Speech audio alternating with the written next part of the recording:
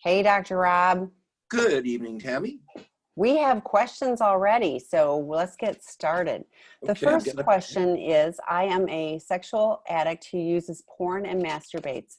Through a 12-step, my porn use is decreasing twice in the past 3 years, but my wife and I separated 2 months ago because of my addiction and my emotional abuse of her. I have been seeing a CSAT, reading books, including Out of the Doghouse, yay, and attending numerous online groups. Our marriage relationship is slowly healing, but I see struggle with masturbation. I find this benign, I find that benign fantasies about my wife are enough to trigger my acting out. Is she my new porn? What do you recommend? It's kind of an interesting question. So really what you're asking is, how does masturbation fit into recovery? And it fits into recovery for different people in different ways. So in the beginning, especially for someone who's looking at a lot of porn, they just kind of have to stop the whole thing, for 30 days or something, just no sex, no porn. Take a breath, maybe a little bit longer. And then I might work with them or a sponsor or someone to say, excuse me, can you put the masturbation back into my life? Never with the porn, but without. And some clients absolutely can put the porn down, and then masturbation is just not so interesting. It just, they're not able to generate the fantasies. They can't really enjoy it much over time. Certainly not the way they did. But other folks, they put down the porn, and it's like their head can continue fantasies forever. I would say you're more creative, or you have better ability to visualize, or, we're all a little different. I can't draw, but Tammy can. Anyway, so what I'm saying to you is that what another person can do, you may not be able to do. And so if masturbation is a problem and is creating a problem in the relationship, and I think you need to stop. And another thing I just want to say to everybody, whoever's here, is that, if you incorporate masturbation into your recovery, that's fine, unless you're not having any sex with your partner, you're not being intimate with your partner, because it's not okay to make that your primary source of sex. So just for all you partners out there, I would not like my wife or husband or whatever looking at porn, but then they're reading a book when it's time for us to be intimate, because it makes me feel like the porn comes before me, and it kind of does. Next question. I am still in early recovery, about 4 months from my discovery and residential treatment. I'm separated from my wife, and the separation has provided a great deal of time to focus on recovery. Daily journaling, meditation, and 12-step meetings every day. My wife and I are starting to rebuild our relationship after betrayal, and I'm worried about how I prioritize recovery, work, and the relationship. Do you have any advice on how to balance healthy recovery and a relationship still healing from trauma? Well, I can say, I bet Tammy would say the same thing, that whatever you put in front of your recovery, you will lose. And so if the most important thing to you is your marriage, which I've seen guys do, like, I've got to get her to forgive me, I've got to get her to let me back in the bed, that becomes your focus. And I had a guy actually online, I think it was the other day, who was writing something like, it was in the rooms, I speak there on Fridays, and it was something like, I feel like I'm really doing better in my recovery because in 90 days, this is absolutely true what he said, I've moved from the guest house to being in the house to now my wife and I are sleeping together. And I thought, that doesn't tell me anything about your recovery. It tells me that you've healed things with your wife.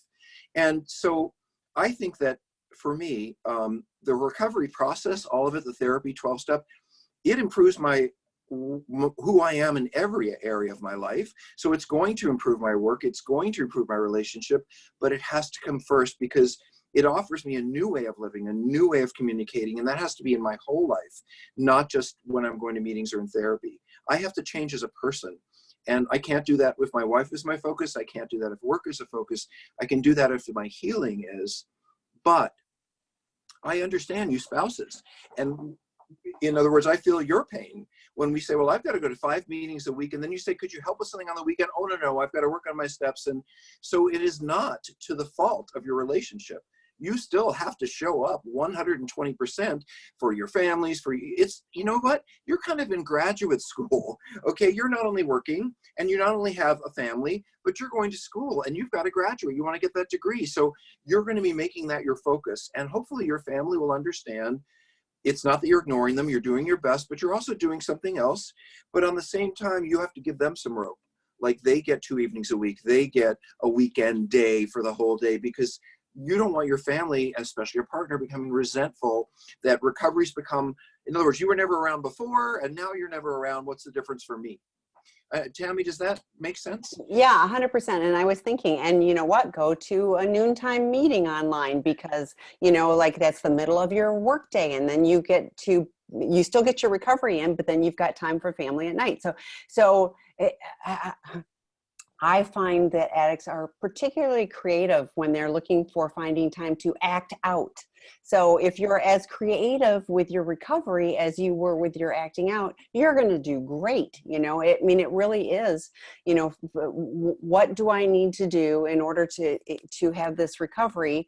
Because then everything else falls into place. And as soon as, I'm 100% with you, as soon as the recovery takes a back seat, then we're hearing people that are relapsing and struggling and everything, and they're like, what happened? I just, you know, and they don't understand. So it really is, keep the focus on you know, on the recovery, and do what you need to do to take care of work and relationships and everything else as well. So okay, so the next question: in recovery for 2 years with my SA husband, still finding it hard to truly heal with his lack of remorse and defensiveness. He tells me he's sick. Oh, I'm sorry. He tells me he's sick of me being a victim and I should be over this. I've yet to had a therapeutic disclosure or have him be consistent in what I need to see in his work. Help. So Tammy, I wonder if you mind, like, I have feelings for that, but I'm not sure there's so many questions in there. Would you ask a few out of that?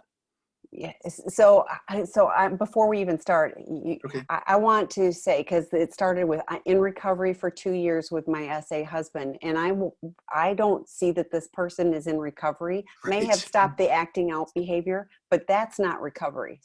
Maybe. Oh yeah. Okay. So still finding it hard to truly heal with his lack of remorse and defensiveness. So his comment is, he tells me he's sick of me being a victim and I should get over this. Really? Yes. Do you want to speak out to that? Well, I really, I do hear a lot of spouses say, usually in the first year, not going into the second, you know, he or she has done all this stuff to me, and now I want them to be more loving, be more respectful, be more engaged, be more empathic. And the truth is, in the beginning, first few months, we're just figuring out what the heck's going on with us. We've been so out of it for a while, and we can't necessarily give you 6 months, 8 months in. We're not the best partners because we are focused on us. But by 2 years, I would think that someone would have done enough on themselves so they can be really focused on their relationship. And I did write a book about this called Out of the Doghouse. Tammy was mentioning it earlier. It is for men who do not understand what betrayal is for a woman. I specifically wrote for men who have cheated on a woman because they don't know how to feel this. No offense, you guys, but we don't get it. And I know we want to solve problems, but none of us seem to understand the depth of pain that we cause a woman when we break her heart. And I think reading something like that, so one or two things will happen. Either a few things. He won't read it, which would tell me that he does not really care to improve our relationship. He could read it and say, doesn't mean anything to me.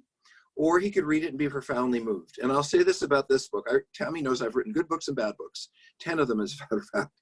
But this particular book is a really good one because I've actually had men, this is true, who are like on their second marriage, 5-10 years in. And for whatever reason, they got a hold of my book and they write me and they say, you know, I would never say this to my wife now because I love her and I love our family, but I read your book and I realized that I probably could have healed the relationship that I was in before if I knew how. And that's why I wrote Doghouse. But if he doesn't respond to something like that, I'd be worried.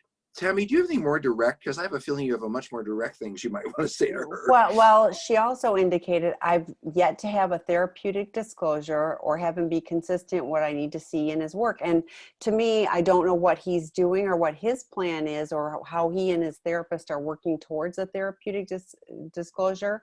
But, you know, Dr. Rob has talked a number of times about how that, you know, when he had, rather than me to say, why don't you say? Well, you need the right therapist. Let's just start there. Even if you start with the right couples therapist, I mean, there are different trainings for sex addiction. There are different folks who have different trainings.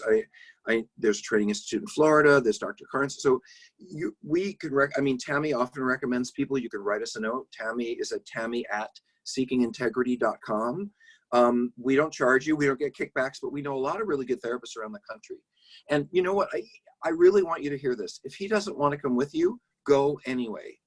And not because you're crazy or there's something wrong with you, but because you've been through a lot and your deepest, most important companion is not responding to you.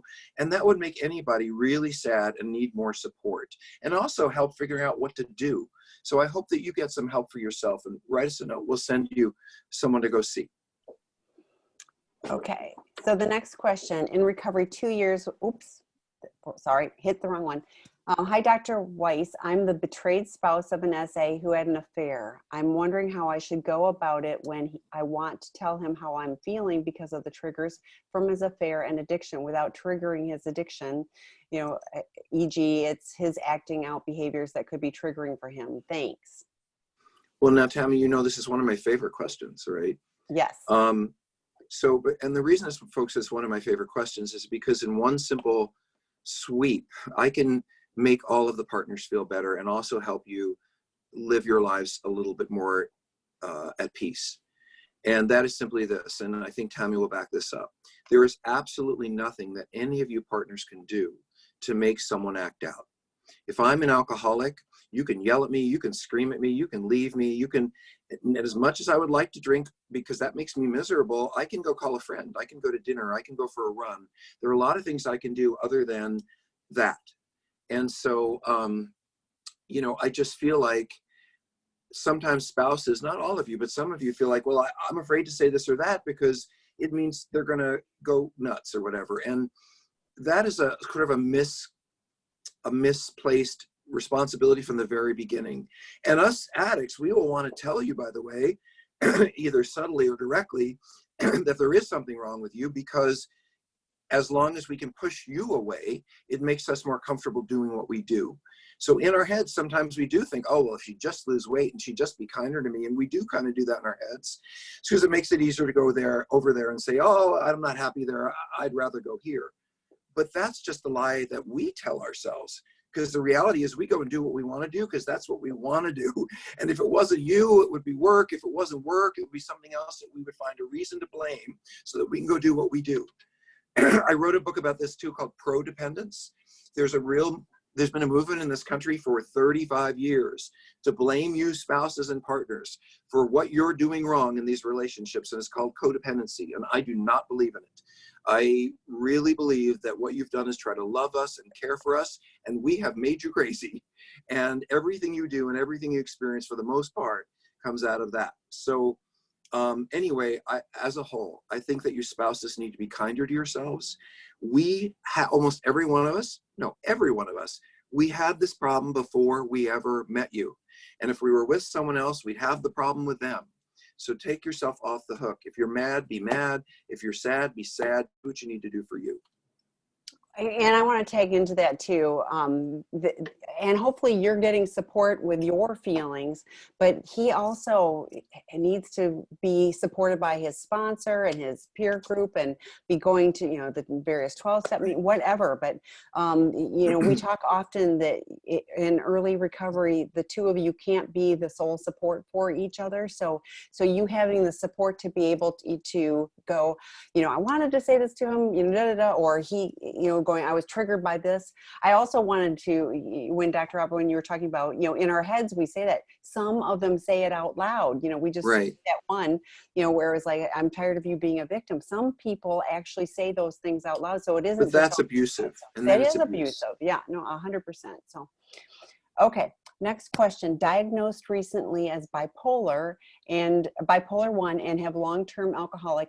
Why did infidelity on my wife exist for the past 6 years, even though I was attracted to her and not other women, early in recovery for the past 4 months? So can you frame that a little bit? I'm There's trying a lot of stuff there. Yeah. So recently diagnosed with bipolar and a long-term alcoholic.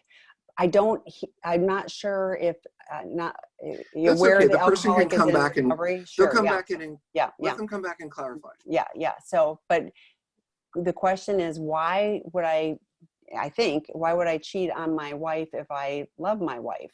So I thought it was, why did she cheat on me, is what you said the why first did time. infidelity on my wife exist for the past 6 years, even though I am attracted to her and not other Okay. women? So, So because you're broken, and I mean that almost literally, like those of us who have these problems, we kind of split our lives into little pieces.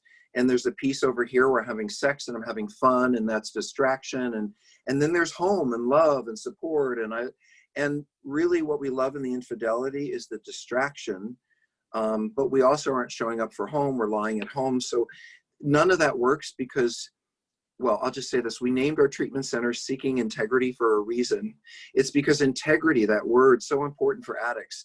It really does mean, it comes from integration, to bring separate parts together. And so if I have a part that's lying, a part that's doing that, having an affair, a part that's pretending to be a husband or a partner, I'm not really good at any of it. And I have to be one person with one set of realities that everyone knows and sees. That's integrity. so the next question is, 3 months since I began to discover my wife's addiction, I cannot find a satisfactory group for male partners of female addicts. I tried one evening group, but it was not satisfactory. So I'm going to take this one because when anybody goes to a group, I always say go at least 6 times, because one night, it just may be off, or I may be in a different headspace or whatever. So I would invite you, quite frankly, we do have a male addict group. We have we have a male partner group, and we have a female addict group on Tuesday nights. And the male partner group, it's like you guys come and you kind of go, and like until you go and hang for a little while, you can change the tone of that. But I do have somebody, I just got a new resource within the last few days of someone who actually is doing coaching. He's not a therapist, but he's doing some coaching for male partners. So feel free to email me. I put my email in the chat, and I will be happy to connect you. Again, no, I don't make any money from this. I don't really know this person, but I know who he's working with and respect that person. So you can check it out and see if it's a fit. So any thoughts on that, Dr. Rob? Yeah, I mean, Tammy's absolutely right. We say the same thing to the addicts. A lot of times an addict will go to a meeting or two, a 12-step support group. And when we're scared, when we're anxious, when it's new, sometimes we look and we don't necessarily want to be somewhere. We're kind of looking for an out, and it's so easy those first couple of times to look for, I'm not like you, and I'm not like you, and I don't have that problem, so I don't belong here. And really, even if it's 3 sessions, Tammy's generous with 6, but even if you go 3 or 4 times and just say to yourself, I'm going to look for what I have in common with these people, because what you have in common with them is your pain. It is your loss of trust. It is the heartbreak. I mean, and the anger. And you all have that in common. So it doesn't matter where you come from or what the circumstance or who's male and who married a woman or a man. It doesn't matter. What matters is you come together around the thing that you share, which is the betrayal. And that's how that group grows. So the next question is, what are the keys to good recovery? My husband has been in recovery since September and appears to be doing well, and he reports he has been sober for 5 months. He's in individual therapy, a group, and has a sponsor, as well as some other spiritual religious supports. He emphasizes the benefit of his spiritual reading, but I find more comfort in his addiction treatment. So again, I'm not exactly sure. This person's made a couple of statements. But it says, what are the keys to good recovery? That was the question. But then there's a part about, it almost feels like that question says, what are the keys to good recovery? And which one is more important, the spiritual part or the 12-step? And I'm not really sure how to answer that. Do you have some thoughts? I have Did you see me punt? I punted that to you. Yeah, I was going to say, I always have lots of thoughts. So here's what I read. I read that he's doing a lot. First of all, my husband appears to be doing well. That you are thinking he's doing well, that's fantastic. You know, like if you're seeing some noticeable differences, yay. We Yes. never hear that. Yeah, We yeah, never hear yeah, that. we actually do, but yeah, it's usually the, you know, he's not getting it kind of stuff. Right. So I'm encouraged, and it's only been 5 months. You absolutely have the right to be skeptical, and I appreciate that you're doing that. So if he's doing 12 steps, the 12 step says having had a spiritual awakening as the result of these steps. So that means all the other stuff I did, you provided me with a spiritual awakening. For me, when I was in my addiction was my higher power, and the shift and freedom that working through the 12 steps brought, you know, was really hugely beneficial for me. You know, the positive, when I'm reading, I mean, I read addiction recovery things, but there's a lot of spiritual stuff that is part of the, you know, Process. part of my addiction stuff also contains spiritual stuff. So Mm-hmm. they're very intermingled for me. And I find if I'm reading something spiritual, you know, not just addiction, but spiritual, you know, it still is connecting to those good places. It's mindful for me. It's, you know, it's calming for me. There's a lot of good that I get from that. You know, if he's reporting good benefits and he's doing other recovery things, to me, that would be good. But, you know, I think it's fair for you to say, you know, like I still have concerns. You know, it's okay for you to go, you know, I hear what you're doing and I see progress. You know, still nervous. Of course you're nervous, you know, but gosh, to me, I'm like, wow, he's Well, intentionally doing some good things. well, You're less convinced. you know, first of all, I think she said spiritual religious. So, you know, Yeah. I've not, so, well, sorry, it's okay. Well, I know What I sometimes mean things goes is that, intermingly, and I peel them apart. But yeah, so well, okay. I know you peeled them apart, and I absolutely believe in the spiritual part, but you and I couldn't be more apart, I don't think, about the religious part. We're very, very different, but we each respect each other's spiritual beliefs, I think, and that we, you know, anyway, whatever those are. So yes, there's a great element of humanity and love and spirituality, and, you know, it isn't necessarily religious, and it can be for some people, absolutely. But what I'm trying to say is that I've had clients say, well, I'm going to Bible study now, and I feel really connected to God, and I'm going to Bible study 3 days a week, and then I talk, you know, and then I go to that meeting once a week. In other words, that isn't, if you have a mental health problem and an addiction problem, you need to seek out mental health and addiction environments and bring the spiritually in. I would bring my spirituality into that. I mean, Tammy, what I hear in you is someone who's been working on this a long time. And I think in the beginning, if you think back, maybe you were then more focused on do this, do Oh, that, you know. absolutely. And I'm 100% with you on this. Like I still, like, I don't, I still balk when people go into the all religious things, the spiritual, great. But you know, we talked earlier about if you aren't focusing on your recovery, you know, You and so, lose. yeah. So if you start going, well, this is sort of like, you know, that to me would be problematic. Yeah. I mean, I attended, you know, 10 meetings a week for the first, I don't even know, a couple years, you know, so.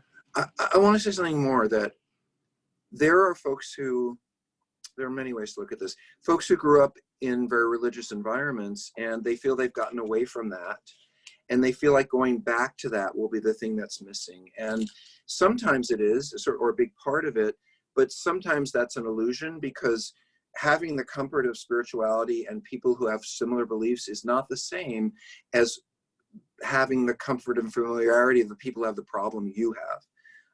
And as I was saying about Tammy, I'm absolutely sure that she wasn't reading a whole lot of spiritual books in her first year. She was probably reading the AA Big Book and trying to wrap her head around what the heck was going on.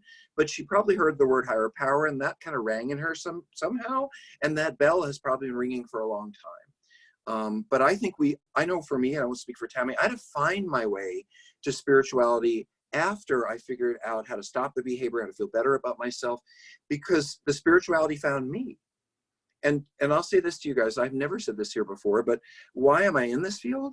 I'm in this field because at the height of my addiction, I went to 12-step programs. And then during that time, HIV/AIDS came along, and some of the people I was in 12-step programs were dying or died. My sponsor died. in 1987.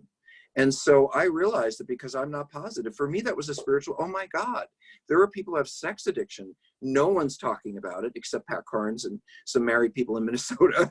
And oh my God, there are people dying because of this. And that motivated me to get my degree. But all that came out of a spiritual moment for me, I swear to God, where I thought, oh my God, I should be dead. I've had more sex than most of those people and they're dying and I'm healthy. There must be a reason I'm here. There must be something I'm here to do. Changed my entire life. And got me here with 10 books and Tammy. But I'm telling you, that was a spiritual moment. It didn't happen in my first 5 months. It took a couple of years in for me to say, oh my God, I've got something that so many people wish they had, and I want to give it to them, which is the freedom from my addiction. But I couldn't have really made that important in the beginning. Nor could I. So yeah, absolutely. Okay, next question. Is dealing with one's past as sexual abuse as a young boy and addictive parents key to dealing with sex addiction and healing? How does one let the past go? Well, I mean, I'm someone who spent a long time in therapy, so I let the past go by doing a lot of hard work and paying and building therapists' swimming pools. But they deserve them. I guess, you know what, I guess these are almost, they're not separate issues, but they're related in the, they are separate issues, but they're also related is what I want to say. So in the beginning, I assume that we have a treatment center, Seeking Integrity. When people come in, I assume almost a given that they have some form of trauma, unless they're mentally ill or they have an obsessive disorder or they're on drug, unless there's something other reason why they do their sexual problem, I assume they have trauma. It's a given. But when we're working like at Seeking Integrity, we're not necessarily delving deeply into that trauma. We're understanding it. We're painting a picture of it, and we're helping people draw a relationship between that and where they are now. And the reason that that is so important, that trauma piece in the beginning, is so that you don't end up hating yourself. Because many of us just feel like, I'm a sleazy person, I'm an awful person, I did these terrible things. And, to begin to think, well, maybe it isn't who I am, it's what happened to me. And I'm still responsible 100% for everything I've done, but I didn't do it because I wanted to hurt people. I didn't do it because I'm a bad guy. I did it because I'm broken. And I was broken a long time ago. I'll tell you, where I ended up in my addiction was inevitable based on how I was brought up. But that's where I was going to end up. I don't have any shame about it. I'm glad I survived. But you have to understand, in the beginning, first 6 months or a year, I know most addicts in early recovery, they're going to go back to their addiction if they drop a pencil. I mean, that's how easily we can be triggered. So I would never deeply go into trauma work until someone had 6 months, a year of recovery, because then they have the skills to tolerate all the stuff that's going to come up emotionally without running to a sex worker or running to porn. However, I do want to say one more thing about that, a little plug for treatment, is that I certainly have worked with many people who, despite their best efforts, are not able to stop the behavior. And maybe the trauma inside of them is so triggering for whatever reason that they just can't stop. And that's what residential treatment is for. Residential treatment is for people who stop drinking and then go to the sex, or, can't have sex without doing drugs, or it's also for people who've really, really tried and they just can't get that time. And I think most of the time they're running into something that they don't understand that's going on inside of them. And that's, what that part of the work is for. And I want to add too, because like I've had people that have got, if I just understand why, Right. and yeah, but just knowing doesn't change, our reactions or our ability to stop the behavior. So, what we do in residential treatment is work on stopping the behavior. And as Dr. Rob just said, give an overview and here's how, here's the path for addressing these issues as you go forward. Okay, next question. I'm a partner. Discovery was 4 months ago, and my boyfriend is not in any kind of treatment. I've tried to be understanding, patient, and work on my healing while he decides or not to work on his own. But I know that he's still engaging in the behaviors, maintaining contact with former affair partners, even not currently seeing them, and refusing to provide any kind of transparency or accountability. So I feel like the time has come for me to leave the relationship. but of course, it breaks my heart to do so. How long can partners realistically hang in there without losing themselves in the process? Oh, that's a great question. Um, Give me a second. I really wanted to go ahead, Tim, if you want to respond a little bit, because there's something I was framing. Go ahead in my head. Well, I mean, first of all, your spouse is not in recovery, and I completely support your wanting to leave. And, you know, I guess I'm going to say it this way. It's another statement from recovery. Feelings are not facts. And women in particular, I have to say, you ladies confuse these things. You think because you love us and we're warm sometimes and we're sweet and we can, you know, and then that somehow that, and that we're trying, or that somehow takes away from the facts of how we're treating you. Or we can say, we love you, we love you, we love you. I didn't mean it, I didn't mean it. But what is the reality of what you're living with? Are you living in a situation that feels safe and trustworthy? Or are you longing to be, which is a feeling, to be, this is a silly thing to say, but I'll bring it up. In behavioral therapy, and some of you know this is a simple thing, what will make us return to something over and over again the fastest? And here are your three options. Whenever I press a button, I get something back every time. Would that make you go back every time?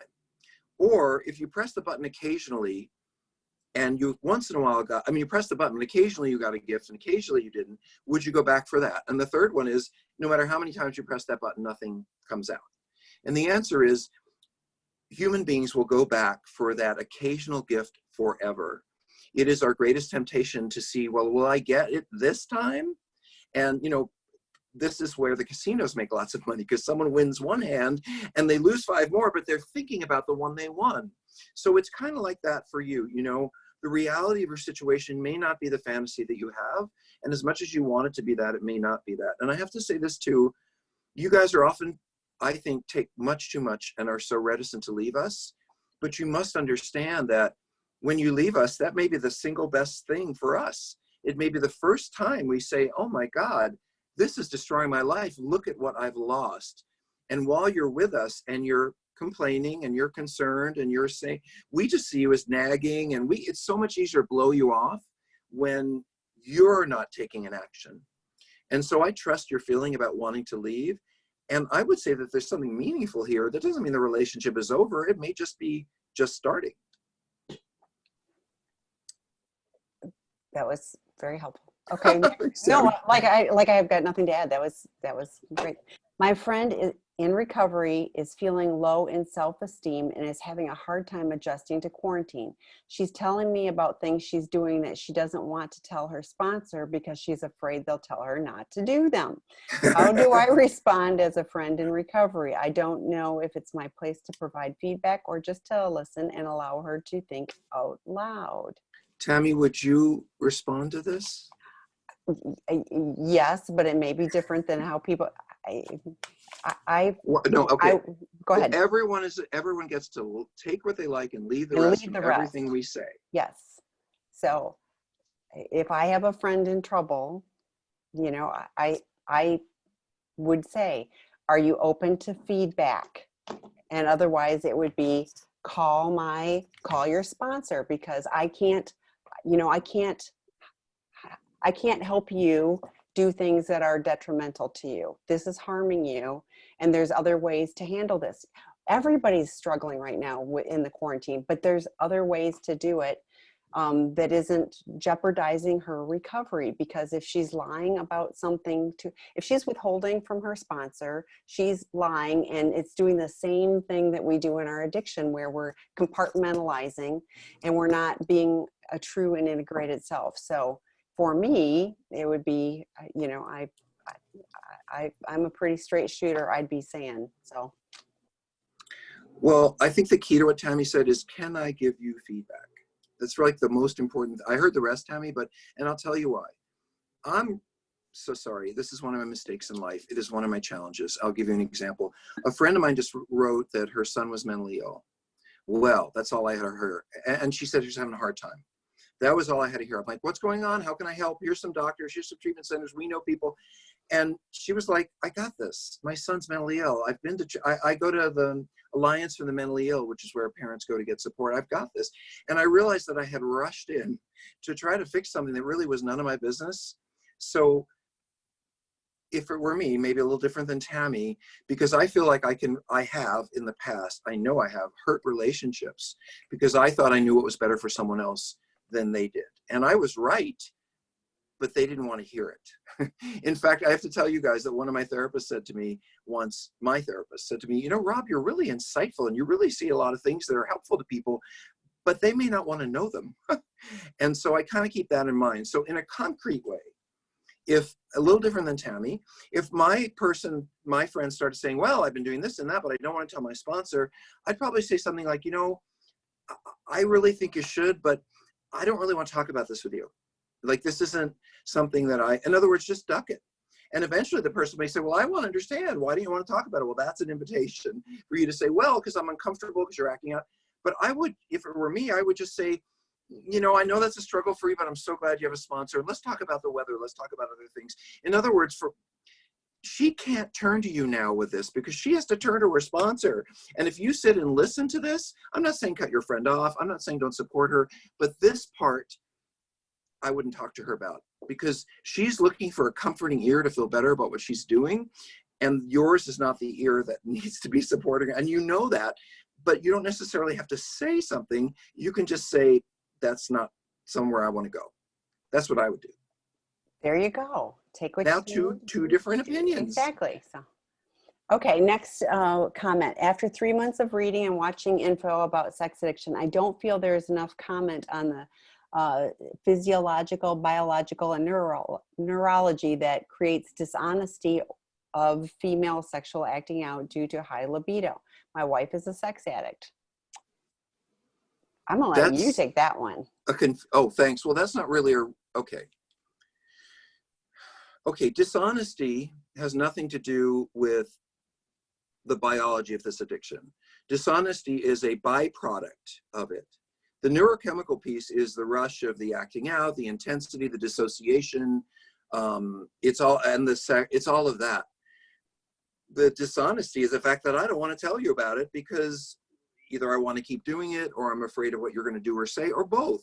So the lying, the dishonesty comes about in any time, forget addiction, anytime that we want to hide something that we're doing and we don't want to tell someone about it because we want to keep doing it or we won't want to get in trouble. That could be chocolate chip cookies. So, you know, I took them out of the kitchen and I said I'd keep them for dinner and I don't want anyone to know. So dishonesty comes up in a lot of places. And I don't necessarily believe that acting out has anything to do with a high libido. I've seen people who love sex, who sexually act out, and I've seen people when they were done with their addiction, sex really wasn't that important to them. Sex addiction is not about sex, and it's not about her libido. It's about emotional stabilization. It's about her running away from reality. It's about her challenges with intimacy, but it isn't about her libido. So next question. I discovered my husband's addiction 7 months ago. Unfortunately, some of the affairs were with people I know. What does one do knowing you, a married woman, paid for hotels to sleep with my husband or lied to me, you know what? Dr. Weiss, you never speak about the other woman. Is it because they don't matter or you don't believe in confronting some of these people who cause some of the pain? That's a mixed question. So let me say this. I think maybe 30%, 25 or 30% of our clients, Tammy can pick a number too, come in with affairs, maybe less. Most people come in with, they've had a few affairs, but they've also been seeing sex workers, but they've also done this or that, or they're looking at porn, or I rarely see someone who's just having an affair, or if they did, like I have a client right now who had a huge affair, but before that, he looked at porn for 12 years. So, you know, this can take a lot of forms. So the reason I talk about it is that there isn't always another woman. Sometimes there are 5 other women, but not necessarily one, because someone having an affair or 2 is different than a sex addict. Maybe love addiction, but different than a sex addict. But I want to say something to you about how we handle the other woman in treatment. I don't know if we're going to lose people when I say this, Tammy. but I'm going to say it anyway. So I don't know that we're doing this right now, but when I worked with Dr. Carnes many, many years ago, 30 years ago, this is what we did when there was a wife and another woman. And we had the person who was the married person in treatment. We as therapists would talk to the other woman and the wife. And in fact, we'd invite you both to treatment to show up for this man.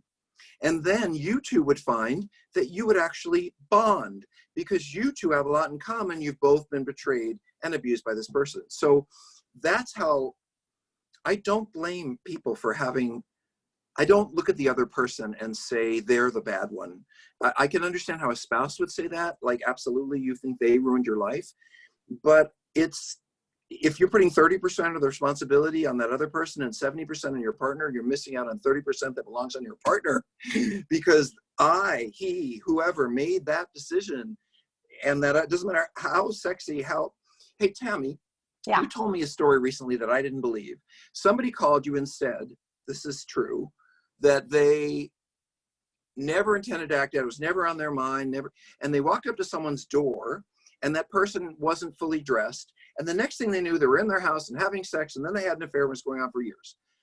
I don't believe them. I don't think it just happens like that. Nor did I. Right. Thank you. I'm glad you never told me that. No, yeah, no, I was like, yeah, I just don't think that happens. Or like at the grocery store and all of a sudden you're having an affair, you know? Right. So, it doesn't work that way. Now, the hardest part of this and the most painful part is, you know, some of these people. And I just am first of all, this is a therapy part of me. Okay. That has nothing to do with you and your pain, which says, I already know part of your husband's trauma, wounding, etc., because I can see in the shadow of someone's behavior what happened to them in the past. And I'll give you an example. This is not about your pain. The man who has anonymous sex, never knows that person, never has it more than once, only sees a whole bunch of people for sex. That's different, in my opinion, than the person who has a lot of people that they're seeing who are in the neighborhood that they know, it's around their house, around their environment, they're constantly sneaking. That's very different history than the person who has a business trip every few weeks and they're constantly acting out of town, but they would never do it near their home. Each of those people has different histories with different profound problems. So let me just tell you this, what your husband did is almost like incest. It's like he found some people, you know, it's icky, it's uncomfortable, they know each other. There's something very icky about that behavior, I think, and it speaks to whatever he grew up with. It's not about you. And I can't tell you strongly enough, so it's not about you. But Tammy, I think maybe you can help me out as a woman with, how does she face those people? How does she deal with them? If they're the neighbor, they're not going away. If they're in the kids' PTA, they're, you know, like, how does she face, and these women have lied to her by omission.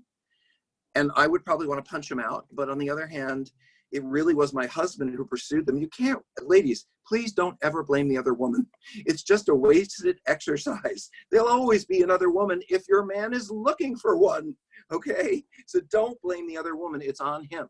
Anyway, Tammy, do you have some thoughts about her pain around that? well, and I do. And I always feel when, you know, I get lots of phone calls and when someone says it was the neighbor, it happened in our house, it was the friend, the best friend, or like, I hate those because it's like the extra babysitter. Yeah. It's the extra layer of betrayal. Mm-hmm.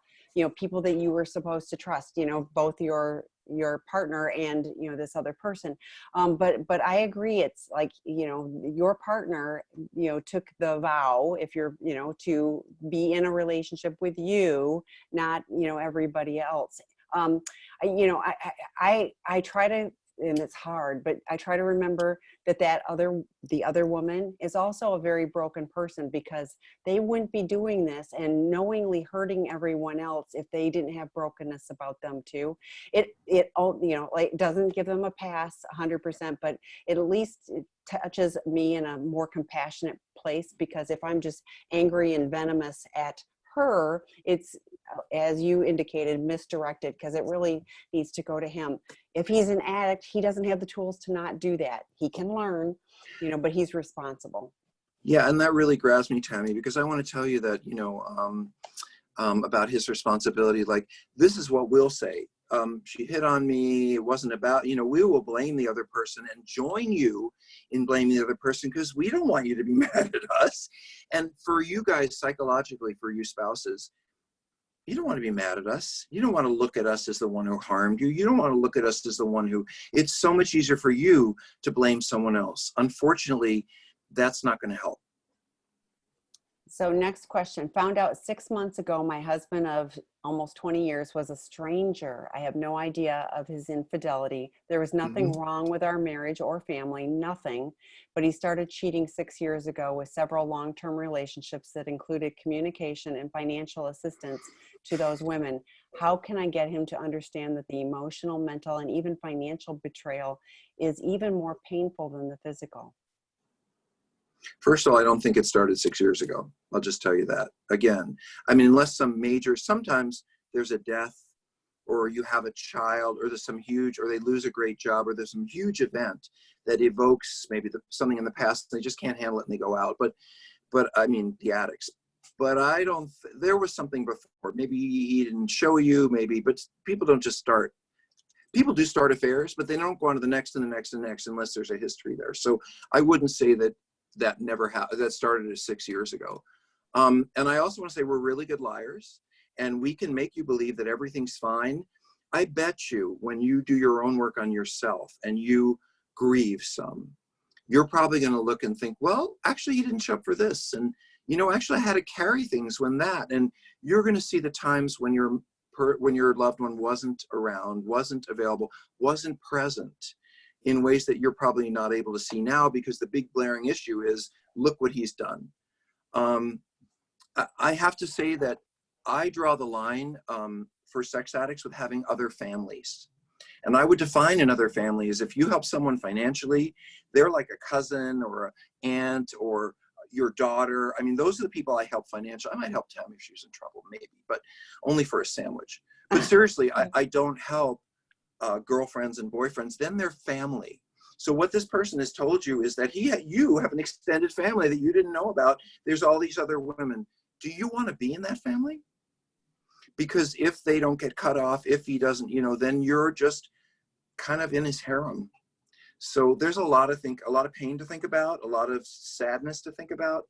Tammy, do you want to add anything? Well, I think one of the best ways of helping people get how painful this is out of the doghouse, because it really does, it does address some of those things. But, for this, it's so complicated and there is so much. And, like Dr. Rob said, very few people have just this. When we have people come to treatment, we assess for financial and, we're looking at trauma and yes, all of those things, because, there may be some addict that has only one thing, but I don't think we've met them yet. But, there's always so much underlying. And, I think too, that it was long before, probably even before the 17 years you've been there was something. So there's really something more here that I really want to say. And sorry if I'm interrupting you, Tammy. No. The last sentence that this person said is, how can I get him to understand that the emotional and even financial betrayal is even more painful than the physical? And my question to you, I'll be a little bit of a therapist here since I don't know you, is what does it mean to you if he got it? You say he doesn't get it. Okay, to me that says you're in a tremendous amount of pain and you don't see him with I don't even know that, like if he got it, would that mean he did this or he did that? Or, because I hear spouses sometimes say, when I find out this, when I find out that, when I just get to this point, and what a lot of you are like, when I go through every bill, when I go through, and you're going to do that, we don't try to stop you, journals, books, cell phone records, but I often find that you're looking, the guys think, or the addicts think that you're looking to find a reason to get rid of them. Oh, here's the affair. That the reality is most of you spouses are looking for reasons to stay. And you're hoping to not find something. Or if you do, you're going to throw it, but you want to move on. You want to move, you don't want to go away. So I don't think in a healthy relationship, you should have to make him see anything.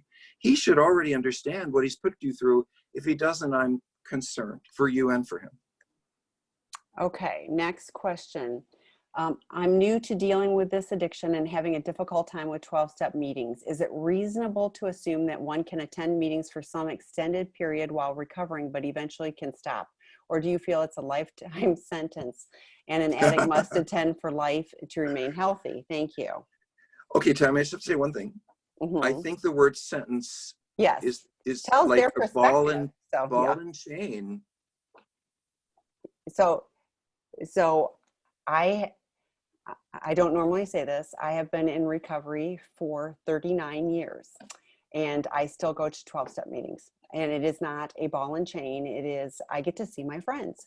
I get to be regrounded and recentered. It is a stabilizing thing for me. It's just a reminder because I don't want to go back to I don't want to go back to the crap that I had before. I don't want any of that. I want to continue on the path that I have. So for me, it's a little insurance policy. Every time we pop into a 12-step meeting, it's a little insurance policy that I can continue on a recovery journey. And it's a journey. It's not, I'm not dragging a ball and chain. In fact, I got rid of the ball and chain when I got into recovery and started getting rid of all the shame and all the trash that I was carrying around. So thoughts, Dr. Rob?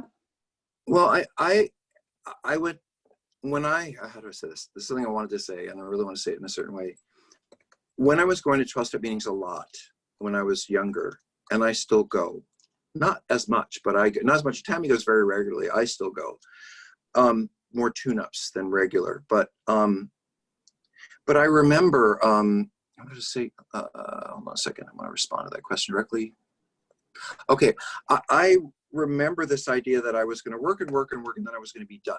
Because that's what everything is. You finish a task, and I think that 12-step program is about relationships. Tammy said her friends are there. Many of us are so busy acting out that we don't put energy into the people we love. We don't, some of us don't know who to turn to. And I have to say that after a little while, I'll be really, 12-step meetings became the safest place that I knew. Like I could talk about the things that I knew that people would judge me for, even the people I love the most. And I could say, I was in this horrible place this week and I was doing this horrible thing. And they give me a hug after and say, it's okay, you want to have for coffee. There's just no other place in the world like that. And it's free. So I think when you get over the idea that it's a sentence and see it more like an opportunity to grow, to advance, to become a better person, and that the people in there will guide you if you let them, that's a whole different distinction. But you're not there to get fixed and then leave. You're there to absorb everything you can and then turn around and give it to the next person who comes in. Last thing about 12-step meetings, why I love going to them today, and it's sad, but I hear the newcomer. I sit there and of course I hear the person who just walked in the door and I listen to their story. My person left me, I've got a disease, and I think, I'm glad I want to help that person, but I'm really glad. It's a reminder of where I was, and you don't get the reminders out in the world every day. I agree. And even with this much time, I don't have to pretend like I have it all wrapped up with a bow. I can be me and I can share my struggles just like I did on day one.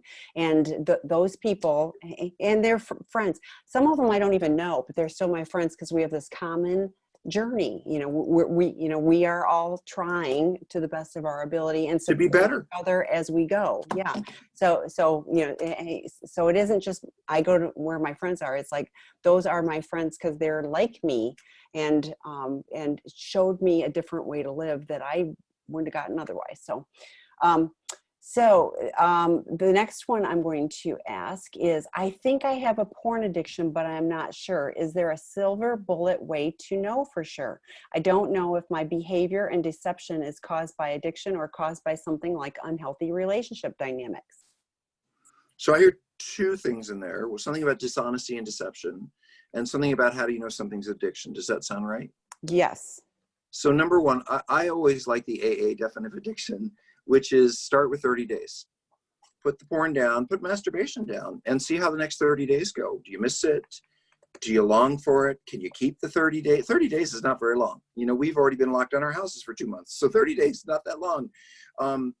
Now I understand that, you know, when you're home all the time or home a lot, it's much harder. But when life picks up and you're out there in the world, it gets a little easier. But nonetheless, I think, you know, you're an addict if the 31st day and then the 32nd and the 33rd and the 34th, you're back into it, or if you can't keep the 30 days. People who are addicts are out of control. And so having control, even for a short period of time in this particular area, is not possible. Now, we do something called white knuckling, which is we just grab onto the armchair and say, I'm not going to do that, I'm not going to do that. But that's not healing. That's just really avoiding your own pain.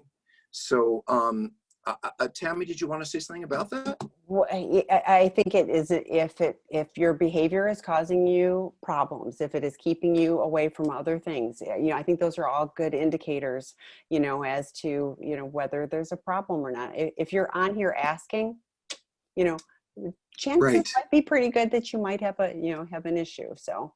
Well, let me just say that I have been in practice for 25 years, right? And you know, Tammy, I've seen hundreds and hundreds of people. This is what I do, and hundreds of betrayed couples. I've just never, this is absolutely true.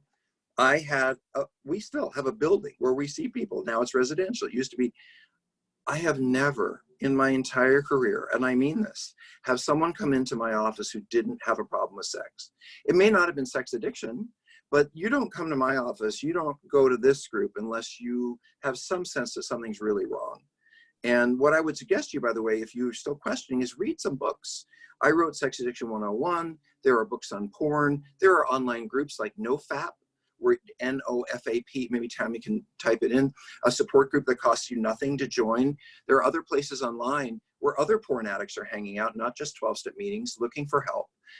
I would talk to some others, you know, and see what they have to say and what their experience is, or any kind of addiction. Hang out with your own people, and not just in 12-step.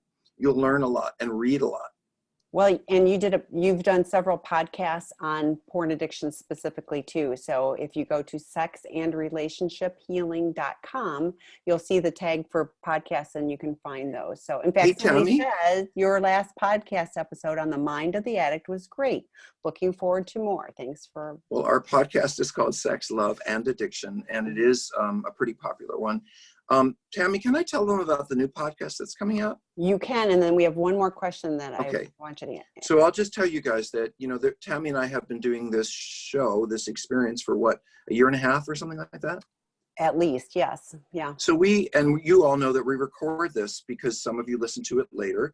You also know that none of you, we don't know your names. Your names are never mentioned. Half the time we know if you're male or female. So we have, I don't know, hundreds of hours of us talking. And we decided, maybe we're right, maybe we're wrong, that some of the things that we talk about here might be useful to everyone. And so we have taken selected comments that we've made, questions we've answered over the past year and a half, and created a podcast. And that podcast is going to be called, Tammy, it's called Betrayal Thank and you. Addiction. I was going to say, I can't remember right now. I know, it happens. It's called Betrayal and Addiction with Dr. Rob and Tammy. And it's kind of our greatest hits, if you will. And we're launching it, I think, in a couple of weeks. So many people have asked to have this stuff in another format that we're going to make it available for more people. So you'll have fun with that. Okay. So the final question, we're almost out of time, is the practice of repeatedly fantasizing about friends as opposed to porn stars similar in the motivation to having affairs with friends? I have no idea the answer to this one, so I'm fascinated. Well, I don't understand the relationship between as opposed to porn stars. Does that mean that this person used to fantasize about porn stars or other friends fantasize? What does that mean, do you think? What I'm reading is if I'm fantasizing about friends rather than the porn stars that I'm seeing on porn, is that? You know, I think they're different things. I do, because fantasy to porn is not a real person, not a real experience. It's not even real. You know, people don't really have things that size and do those kinds of things in 3 minutes. Not how life really works. So but your friends, the people you know, you get things from them. They might care about you. And some of us, and this may be what you're asking, I'm not sure. Some of us, when have people who really care about us, and are kind to us and warm, if they're attractive and they're the kind of person we might be attracted to, we start to feel sexual towards them. We fantasize about them because they're giving us something that feels wonderful. And sometimes that feeling of being loved, addicts tend to sexualize things. So if I had an argument with someone, I'd go out and have sex. And so maybe for some people, the warmth and the kindness that they get from someone, especially an attractive person, might turn into some fantasy about them. I think, on the other hand, we all fantasize. I have a few friends I'd like to have sex with. I don't tell them, but I would. And I think having fantasies about all kinds of people is just being human. Acting on them, however, might be a different story. Thank you. Oh, is it dinner time now? It's dinner time. So okay, thank good. you all for joining us. We appreciate it. Yeah, Dr. Rob is on the rooms on Friday night at 6 p.m. Pacific time, and it's Super Saturday Recovery Summit in the rooms. If you haven't gotten information about that, email me. I put my email in the chat, Tammy, T-A-M-I, at seekingintegrity.com. But the Super Saturday Recovery Summit is this Saturday, and we're excited. And let me just say, if any of you want to write something that you feel is really embarrassing or uncomfortable and you want to write it to the doctor or not, you can always find me at rob@seekingintegrity.com. And I will make sure that whatever, looking for therapists, looking for direction, looking to go to treatment, whatever it is, we will answer your question, or I'll make sure it gets answered. Thank you, Tammy. Thanks, Dr. Rob. Have a great night. You too. Bye, everybody. Bye, everybody.